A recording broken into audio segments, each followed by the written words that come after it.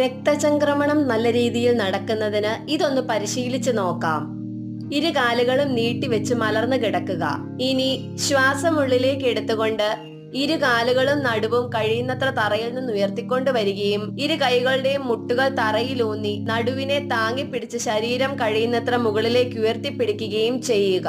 തലയുടെ പുറകും ഇരു തോളുകളും കൈമുട്ടുകൾ വരെയുള്ള ഭാഗവും മാത്രമേ തറയിൽ പതിഞ്ഞിരിക്കാൻ പാടുള്ളൂ. ഈ നിലയിൽ നിന്നുകൊണ്ട് സാവധാനം ശ്വാസം വിടുകയും എടുക്കുകയും ചെയ്യാവുന്നതാണ്. ബുദ്ധിമുട്ട് തോന്നുമ്പോൾ ശ്വാസം പുറത്തേക്ക് വിട്ടുകൊണ്ട് ഇരു കാലുകളും തലയ്ക്ക് പുറകുവശത്തേക്ക് ചായച്ചു കൊണ്ടുവരികയും സാവധാനം ഇരു കൈകളും നടുവിൽ നിന്നെടുത്ത് മാറ്റി തറയിൽ പതിച്ചു വെക്കുകയും ചെയ്യുക. വീണ്ടും ശ്വാസം ഉള്ളിലേക്ക് എടുത്തുകൊണ്ട് ഇരു കാലുകളും താഴെ തറയിൽ പതിച്ചു വെക്കുകയും ചെയ്യേണ്ടതാണ്.